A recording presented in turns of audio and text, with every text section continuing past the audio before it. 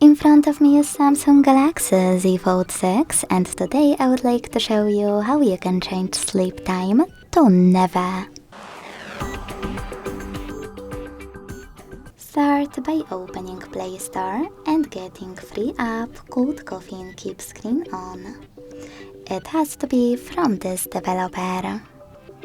When it's ready, launch it. Hit OK. Tap on Timeout and make sure that Infinite is on. Then access Tab menu and edit it thanks to this icon of a pen at the top right corner. Select Edit under Full. Look for a new Caffeine shortcut, tap on it and hit Done. Then go back to your Tab menu and click on a new shortcut. Then use gray switcher next to Allow Permission and click on it one more time.